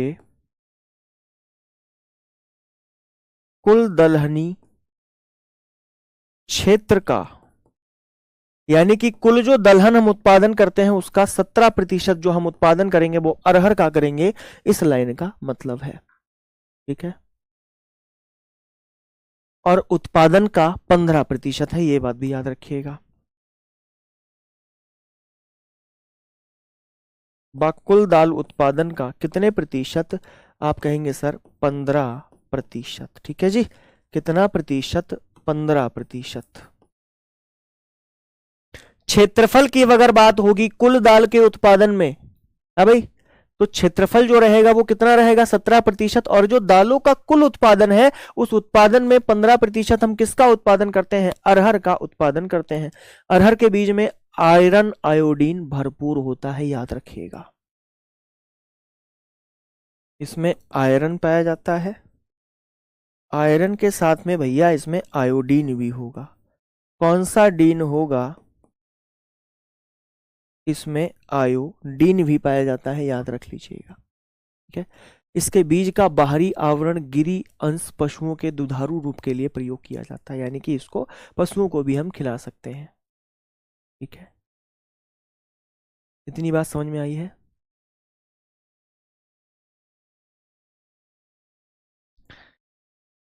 अनुज प्रताप जी, यहां पर जो कॉन्सेप्ट बनता है वो देर से कटाई का बनता है ना।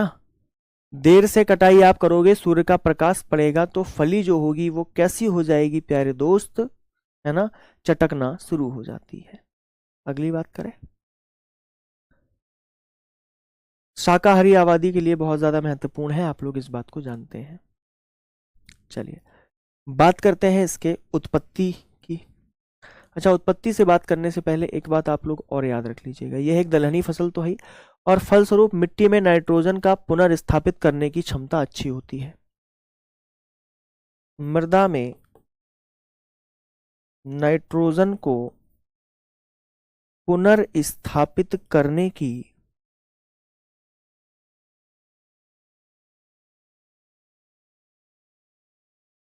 क्षमता अच्छी होती है।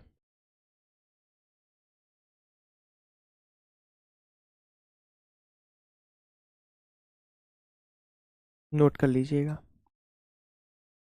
चलिए बात करेंगे इसके उत्पत्ति और इतिहास की, ठीक है ना। उत्पत्ति और इतिहास की अगर हम बात करते हैं तो ये बताइएगा। सर फसलों के उत्पादन चार्ट भी करवा दीजिएगा। ठीक है, करवाऊंगा, बिल्कुल कोई दिक्कत नहीं है। वो तो बहुत ज़्यादा ज़रूरी है भाई, उसको तो करवाना ही ज़रूरी है।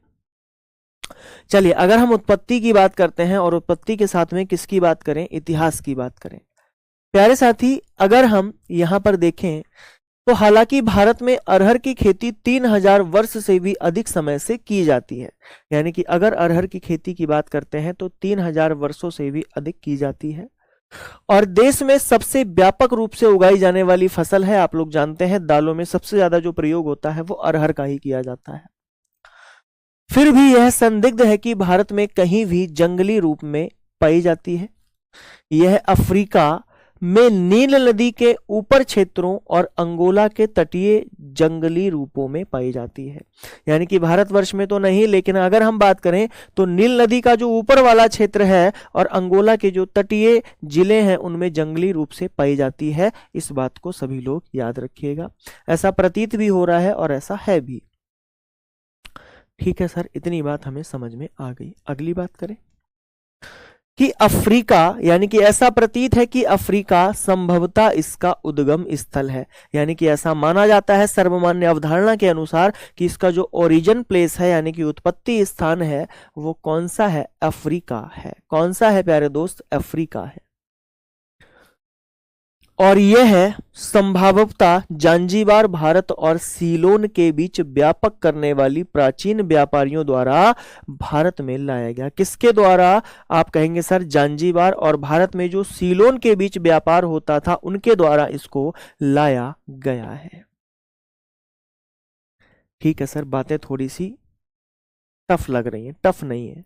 एक बार समझिए, दिमाग में थीम बनाइए और चीजें आपको आसान लगना शुरू हो जाएंगी। अगर हम बेबी लोप की बात करते हैं तो बेबी लोप सहित कुछ लेखक भारत को इसका मूल स्थान ही मानते हैं। यानी कि कई जगहों पर बेबी लोप के हिसाब से अगर हम बात करें तो इसका जो उत्पत्ति स्थान है प्यारे साथी वो किसे माना जाता है, भारत वर्ष को माना जाता है। किसके द्वारा, बेबीलोप के द्वारा। अगर हम सर्वमान्य अवधारणा के अनुसार बात करते हैं प्यारे दोस्त तो इसका जो उत्पत्ति स्थान होता है वो अफ्रीका को माना जाता है। इसे माना जाता है, अफ्रीका को माना जाता है। ठीक है, लेकिन यह भारत में कभी भी जंगली रूप में नहीं पाई गई और प्राचीन इतिहास यानी कि प्राचीन भारतीय साहित्यों के द्वारा इस दाल की फसल का कोई उल्लेख नहीं है। भारतवर्ष में कोई इसकी जंगली जाति पाई ही नहीं गई और इतिहास में कोई भी ऐसा उल्लेख नहीं किया गया। इसीलिए हम कहते हैं कि भारत इसका उत्पत्ति स्थान नहीं है। इसका उत्पत्ति स्थान किसे माना जाता है, अफ्रीका को माना जाता है। तो ये उत्पत्ति और इतिहास समझ में आया आपको? क्यों भाई, ये उत्पत्ति और इतिहास आपको समझ में आया? जल्दी से बताओ, आ ही गया होगा। नहीं आया है तो कमेंट बॉक्स में फटाफट से मेंशन करिए, फिर बढ़ेंगे और आगे की ओर। चलिए अब बात करते हैं क्षेत्रफल और वितरण की। इसकी बात करेंगे, क्षेत्रफल और वितरण की हम बात करेंगे। एग्रोनॉमी कब तक फिनिश हो जाएगी? एग्रोनॉमी आपकी फिनिश हो जाएगी, दलहनी फसलें चल रही हैं, उसके बाद में तिलहनी फसलें करेंगे और चारे वाली। मान के चलो 1 वीक और लगभग, है ना, 1 वीक और, इतना मान लो 6-7 दिन और 7-8 दिन। ठीक है प्रशांत भाई। अरहर दुनिया के उष्णकटिबंधीय देशों में खासकर एशिया, अफ्रीका और वेस्ट इंडीज द्वीप समूह में शुष्क क्षेत्रों में उगाया जाता है। अरहर कहाँ पर सबसे ज्यादा उगाया जाता है? आप कहेंगे सर अरहर जो उगाया जाता है वो उष्णकटिबंधीय देशों में, जैसे कि आपकी एशिया हो गई, एशिया में आपका कैसी जलवायु है, उष्णकटिबंधीय जलवायु देखने को मिलेगी, वेस्ट इंडीज में देखने को मिलेगी, और अफ्रीका में भी आपको कैसी जलवायु देखने को मिलती है, उष्णकटिबंधीय। ठीक है, अगली बात समझते हैं। भारत अरहर का प्रमुख उत्पादक है और क्षेत्रफल व उत्पादन के मामले में 80% से अधिक का योगदान देता है। बहुत बढ़िया हमारा योगदान है यहाँ पर। मूंग से भी ज्यादा जो हमारा योगदान हो जाता है वो किस में हो जाता है, अरहर में हो जाता है, क्योंकि अरहर की दाल को लोग पसंद करते हैं ज्यादा, क्योंकि उसका टेस्ट ही होता है कैसा, लाजवाब। ठीक है मेरे प्यारे भाई बहनों, बात समझ में आई है। अगली बात समझते हैं। Myanmar, Malawi, Kenya, Tanzania, Uganda अरहर उत्पादक देश, अन्य भी हमारे बहुत सारे, लेकिन मुख्य जो आप देखें तो म्यांमार, तंजानिया, युगांडा, मालवी और केन्या में देखने को मिल जाएगा। 2019 के दौरान अरहर की खेती 5.6788 किलोग्राम प्रति हेक्टेयर। भाई साहब ये कौन सी डिजिट दे दी है, ठीक है ना। अरहर की खेती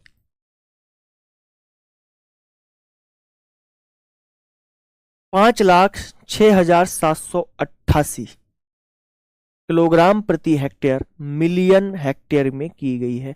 इस बात को याद रखिएगा, जिससे कि 4.24 यानी कि 4.42 मिलियन टन उत्पादन हुआ है। अगर आप चाहें तो इस वेबसाइट से भी चेक कर सकते हैं। हालांकि इतना करंट का डाटा आप लोगों से ऐसा पूछा तो नहीं जाता है, लेकिन फिर भी एक बार जब मैं करंट की क्लास लाऊंगा तो वहां पर दालों का कितना कितना कौन सा उत्पादन कर रहा है, कौन सा देश, ये सारी चीजें आपको बता दूंगा कि टॉप रैंक पर कौन है और सबसे लोएस्ट कौन सा है। ठीक है जी, आगे की ओर बढ़ते हैं।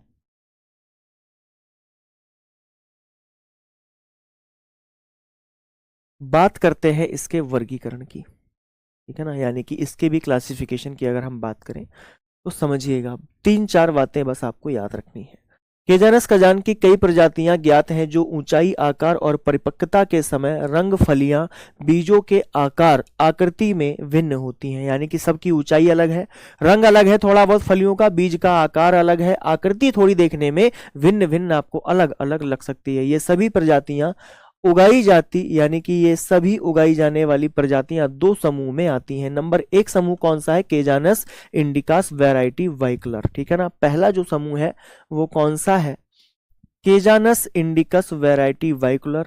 और जब हम इस प्रजाति की बात करते हैं, इस वैरायटी की बात करते हैं, तो इस समूह में आमतौर पर देर से पकने वाली किस्म शामिल है, जिसमें कि ऊंचाई झाड़ीदार पौधे, पीले और बैंगनी रंग पर धारियां वाले फूल आपको देखने को मिलेंगे, गहरे रंग की फलियां होंगी और प्रत्येक में 4 या 5 बीज देखने को मिलेंगे। ये इंपॉर्टेंट है, प्रत्येक में कितने बीज आपको देखने को मिलेंगे, 4 या 5। अगर हम मानक की बात करें तो मानक किस्म जो फूल की 5 पंखुड़ियों में सबसे बड़ी होती है, उसके पृष्ठीय भाग पर लाल शिराएं, यानी कि कुछ इस प्रकार की लाल शिराएं वहां पर क्या होती हैं, पाई जाती हैं।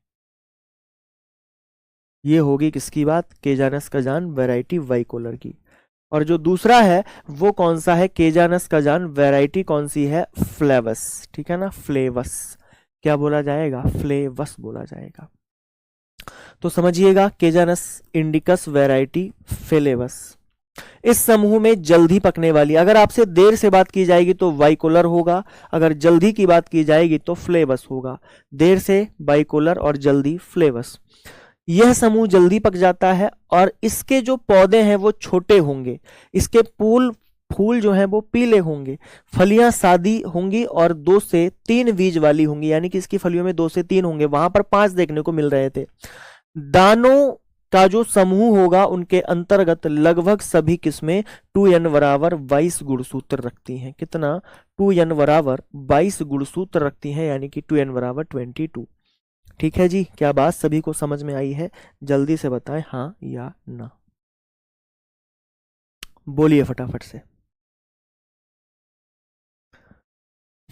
आशा करता हूं बात को आप लोगों ने अच्छे तरीके से समझ लिया होगा, है भाई, बोलिए। परफेक्ट, चले हम लोग और आगे की ओर। बहुत बढ़िया, शानदार। हाँ जी, इसी तरीके से चीजों आपको बेहतरीन तरीके से समझ लेनी है। डन, अगली बात करेंगे। नोट हो गया आप लोगों का? नोट कर रहे हो क्या साथ साथ में? अभी नोट मत करिएगा, ठीक है ना? अभी आप लोग क्या करना, नोट मत करना इसको। चलिए, हम लोग किसकी बात कर रहे हैं भाई? अरहर की बात कर रहे हैं। 2n बराबर मैंने आपको कितना बता दिया, इसमें जो गुणसूत्रों की संख्या हो जाती है वो आप कहेंगे सर 22 होगी। इसके जो फल का प्रकार होगा वो कैसा होगा? पोड यानी कि फली वाला होगा। कैसा होगा? फली वाला यानी कि पोड। अगर मैं आपसे कहूं कि इसमें प्रोटीन कितनी होती है, तब आप मुझे क्या बताएंगे? आप कहेंगे सर 20.9%, है ना? या फिर कहीं कहीं पर आपको 21% भी लिखा हुआ मिल जाएगा, ठीक है?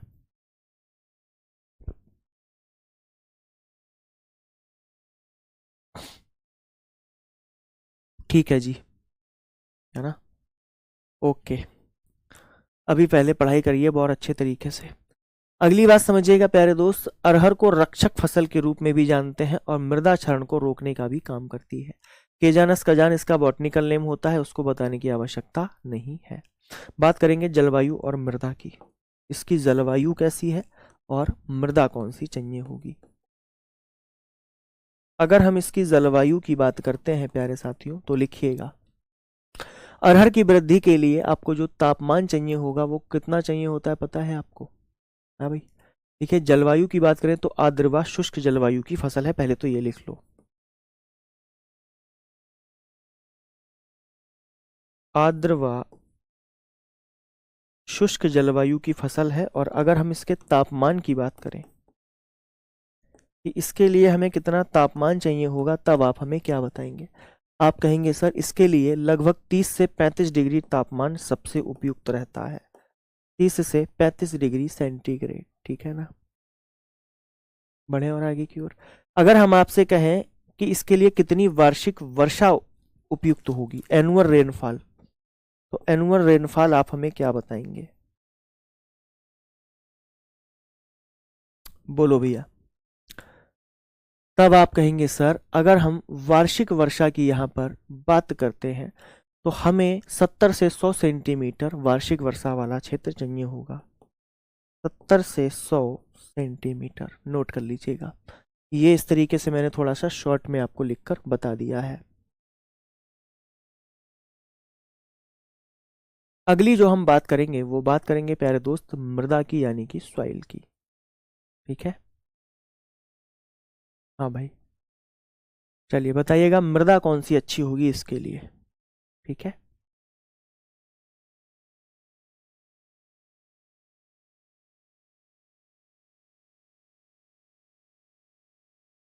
साथियों इसके लिए दोमट चिकनी या फिर दोमट काली कपास मृदा उपयुक्त रहती है। नहीं समझे मेरी बात को? कौन सी? आप कहेंगे सर दोमट चिकनी, दोमट व काली कपासीय मृदा। दोमट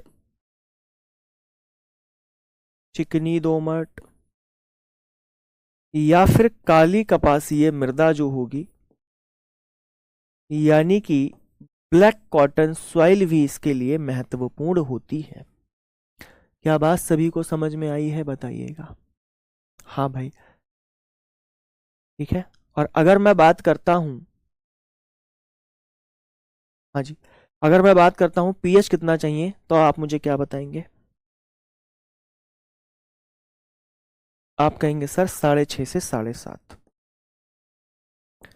कितना? 6.5 से 7.5 पीएच मान, यानी कि पावर ऑफ हाइड्रोजन आयन की हमें आवश्यकता होती है, ठीक है ना? हाँ जी, इसी की हमें क्या होगी? आवश्यकता होती है। अब हम बात करेंगे इसकी जो महत्वपूर्ण प्रजातियां हैं उनकी, देखिएगा।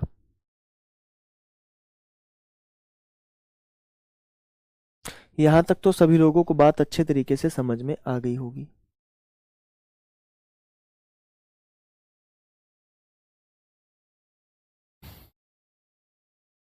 चलिए देखिएगा प्रजातियां। देखिए मानक एक इसकी प्रजाति है जिसको H77 216 के नाम से जाना जाता है। यह अधिक तापमान और अधिक सूखा को सहन करने वाली प्रजाति है। अधिक तापमान को भी सहन कर लेगी और अधिक जो सूखा होगा उसको भी क्या कर लेगी प्यारे दोस्त, सहन कर लेगी। उपास 120 बहुत ज्यादा पूछी जाती है। सबसे अगेती किस्म जो इसकी है वो उपास 120 है। कौन सी है? उपास 120 है। और उपास 120 इसकी प्रजाति है, पता है कितने दिनों में पककर तैयार होती है? आप कहेंगे सर 120 से 125 दिनों में ये क्या हो जाती है? कटाई के लिए तैयार हो जाती है। किसके लिए तैयार हो जाती है? कटाई के लिए तैयार हो जाती। इतनी बात को पहले नोट करिएगा, है ना। जो छोटे छोटे पॉइंट्स हुआ करें उनको मेरे साथ साथ में आप लोग क्या करते चलो, नोट करते रहा करो।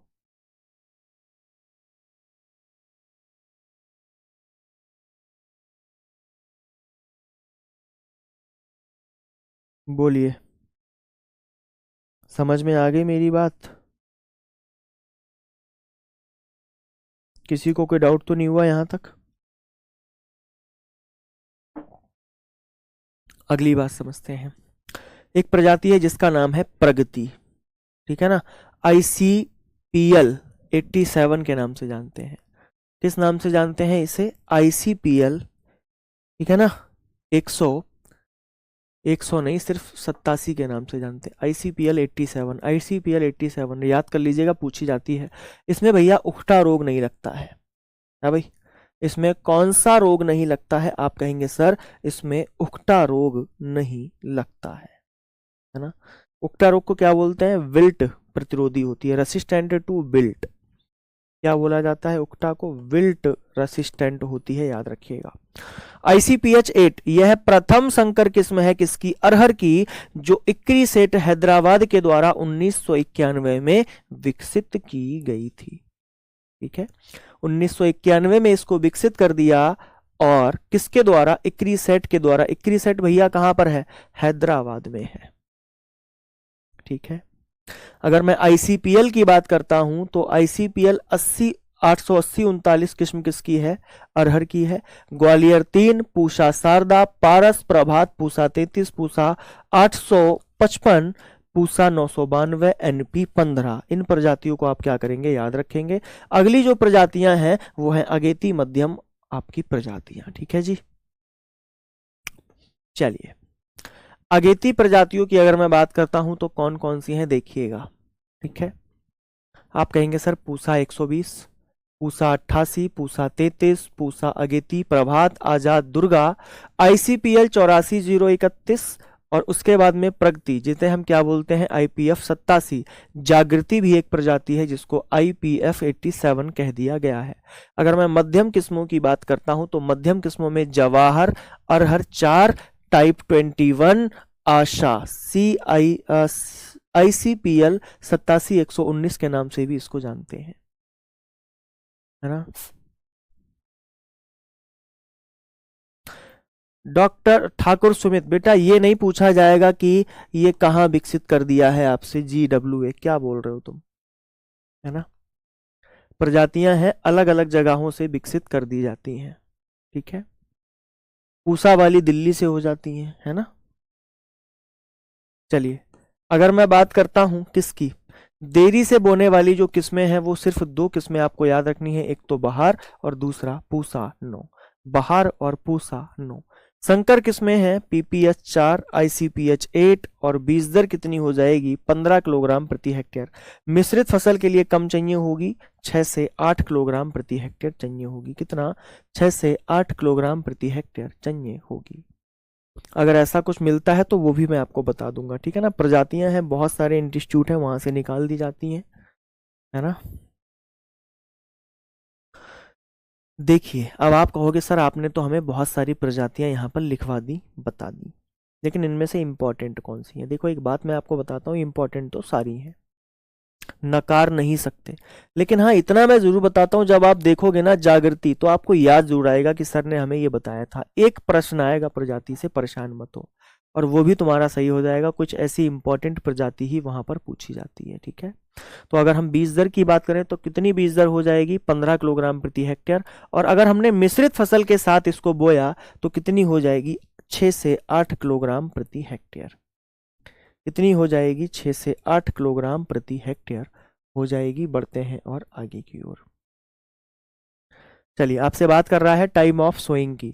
अगर हम टाइम ऑफ सोइंग की बात करते हैं तो इसकी जो टाइम ऑफ सोइंग होती है वो first week of June to mid July, यानी कि खरीफ के समय पर इसकी बुवाई कर दी जाती है। कब की जाती है इसकी बुवाई? खरीफ के टाइम पर इसकी बुवाई को हम कर देते हैं, याद रख लीजिएगा। ठीक है, हाँ बिल्कुल सही बोल रहे हैं। अगली बात अगर हम करें प्यारे दोस्त, ठीक है ना, इसकी पौधरोपण दूरी कितनी होगी? तो P इंटू आर 60 से 75 गुणा 20 सेंटीमीटर होती है प्लांटिंग डिस्टेंस, इस बात को याद रखिएगा। अगर हम बात करें planting distance for Prabhat and other dwarf variety, अगर बौनी प्रजाति है तो आप 30 गुणा 20 सेंटीमीटर क्या करेंगे? प्रयोग करेंगे। 30 गुणा 20 सेंटीमीटर का आप क्या करेंगे?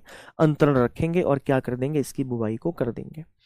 बात आती है सीड ट्रीटमेंट की। अगर हम सीड ट्रीटमेंट की बात करते हैं तो इसका सीड ट्रीटमेंट कैसे होगा? बिफोर सोइंग यानी कि बुवाई के पहले की बात कर रहा है। सीड शुड बी, है ना, treated with 4 grams of trichoderma and 2 grams carbendazim और 3 ग्राम ऑफ थायराम पर KG of seed. After this, है ना, after this treat seed with 4 to 5 ml chlorpyrifos पर KG and then treat with rhizobium culture. बहुत लंबी line लिख दी इन लोगों ने यार।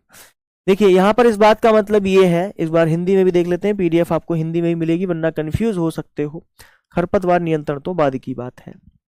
देखिए बीज उपचार के लिए बुवाई, बीज मतलब बुवाई के पूर्व बीज को 4 ग्राम डाइकोटर्म से तथा या फिर आप 2 ग्राम कार्वेडिज्म से अथवा 3 ग्राम थायराम से प्रति किलो बीज दर से उपचारित कर सकते हो। इसके बाद 4 से 5 ml क्लोरोपायरीफास का प्रयोग कर सकते हो, या अगर आप चाहें तो राइजोबियम कल्चर का भी प्रयोग कर सकते हो। बहुत छोटी सी बात थी, बहुत कॉम्प्लिकेटेड लग रही थी, है ना।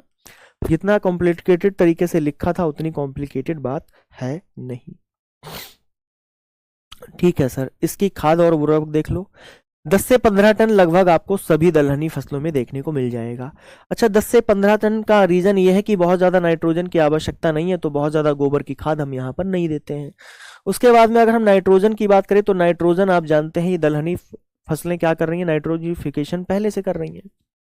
उसके बाद में फास्फोरस आपको 40 से 50 देनी है और पोटास 30 किलोग्राम प्रति हेक्टेयर देनी है। कितनी देनी है मेरे प्यारे दोस्तों? 30 किलोग्राम प्रति हेक्टेयर आप क्या करेंगे? पोटास को दे देंगे। ठीक है, अगली जो बात आती है प्यारे दोस्त वो आती है खरपतवार नियंत्रण की। ठीक है ना, खरपतवार नियंत्रण और कटाई की अवस्था, दोनों चीजों को देखेंगे। पहले लिखिएगा कटाई अवस्था,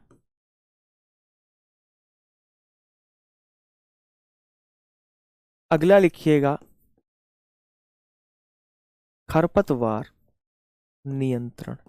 आपको पता होना चाहिए इसकी कटाई का जो समय है, यानी कि कटाई की जो अवस्था है प्यारे दोस्त, वो अवस्था क्या है? अरहर की फसल की कटाई की जो किस्म है वो अवधि के अनुसार, ठीक है ना, नवंबर से अप्रैल तक रहती है।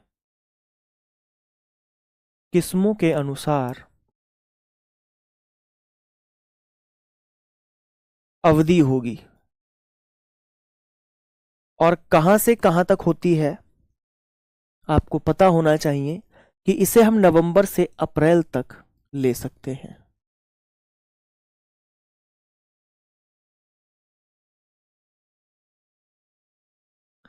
है ना, क्या लिखेंगे प्यारे दोस्त?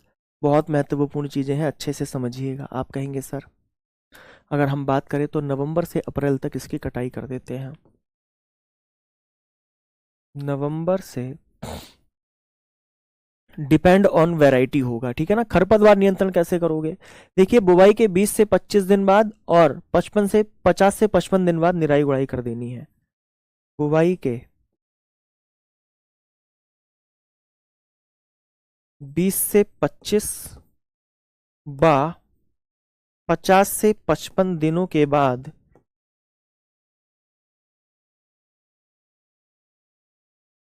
क्या करनी है आपको? निकाई गुड़ाई करनी है। ठीक है, और अगर रासायनिक खरपतवार की बात करें तो पेंडीमेथिलीन का प्रयोग कर सकते हो। रासायनिक तरीका क्या होगा? आप पेंडीमेथिलीन का प्रयोग कर लेना।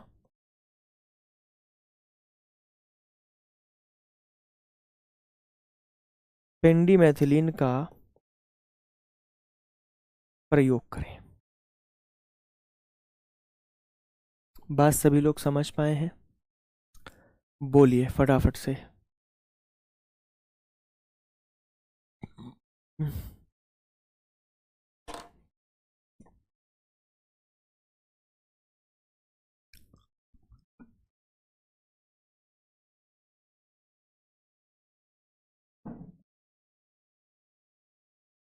बोले भाई, बढ़े और आगे की ओर हम सभी लोग। चलिए बहुत बढ़िया।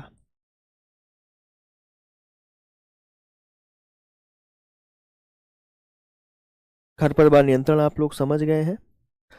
बात करते हैं इसकी उपज कितनी होगी और इसका भंडारण कब किया जाता है। फिर मुख्य रोगों की बात करेंगे और कीटों की बात करेंगे। चलिए, अगर हम उपज की बात करते हैं तो इसकी जो उपज है वो 15 से 30 कुंटल, ये एवरेज यील्ड लिखी हुई है, यानी कि औसतन है। ठीक है ना? ये कैसी हो जाएगी, चाहो तो आप लिख लीजिएगा यहां पर औसतन। ठीक है। भंडारण कब करोगे, जब 10 से 12% नमी रहे। 10 से 12% किसमें नमी रहनी चाहिए, मृदा में। अरे मृदा में क्यों रहेगी, भंडारण मृदा में करोगे? नहीं सर, मृदा में भंडारण नहीं होगा। भंडारण के समय दाने में नमी की बात होती है, यानी कि जो उसका सीड होगा ना, बीज, जो दाना होगा, उसमें क्या रहनी चाहिए, लगभग 10 से 12% नमी रहनी चाहिए। मुख्य रोग आप जानते हैं इसमें कौन सा लग जाता है, एंथ्रेक्नोज, जिसे हम श्याम वर्ण बोलते हैं। पत्ती धब्बा रोग लग जाता है इसमें, है ना। उकटा भी होता है, जैसे बाजरे का उकटा है वैसे इसका भी उकटा होता है, समझिएगा। देखिए मुख्य रोग आपका क्या है, एक तो इसमें उकटा लग जाता है, अल्टरनेरिया अल्टरनाटा, ठीक है ना। सर्कोस्पोरा या फिर आपका पत्ती धब्बा रोग लग जाता है, सर्कोस्पोरा स्पीसीज के कारण लगता है, याद रखिएगा। और श्याम वर्ण लग जाता है, यानी कि इसे हम क्या बोल देते हैं, एंथ्रेक्नोज, जो कि किससे लगता है, कोलेक्टोट्रेकम स्पीसीज से लगता है। अगर हम मुख्य कीट की बात करते हैं तो कातरा और एफिड, इन दोनों को आप लोग क्या करिएगा, याद रख लीजिएगा। कौन से कीट होते हैं, कातरा और एफिड, ये दोनों कीट होते हैं। मूंग और अरहर दोनों आपकी कंप्लीट। अब इनसे क्वेश्चन कैसे बनेंगे वो भी मैं आपको जल्दी करवाऊंगा, है ना। हमने अपनी सीरियल क्रॉप्स को कर लिया है, उनके क्वेश्चन कैसे बनेंगे वो भी मैं आपको करवाऊंगा। ठीक है, पहले मैं थोड़ा सा सिलेबस को आगे ले जाना चाहता हूँ। प्रैक्टिस वगैरह में आपकी कोई कमी नहीं रहेगी, उसके लिए आप बिल्कुल भी परेशान ना होइए। कल हम लोग 2 बातें और पढ़ेंगे, 2 क्रॉप्स को और कर लेंगे। ठीक है जी। चलिए, किसी को कोई डाउट हो तो कमेंट, यानी कि आपका कहाँ पर, टेलीग्राम ग्रुप में मुझे बता दीजिएगा या मुझे पर्सनल मैसेज कर दीजिएगा। ठीक है प्यारे दोस्तों, चलिए ठीक है, फिर आज के लिए इतना ही रुकते हैं। कल हमारी मुलाकात होगी इसी समय पर, नई उम्मीद और नए जोश के साथ। आज की क्लास कैसी लगी है टेलीग्राम ग्रुप में जरूर बताइएगा। ठीक है, तो मिलते हैं कल इसी समय पर, तब तक के लिए अपना ख्याल रखिएगा। नमस्कार, जय हिंद, जय भारत।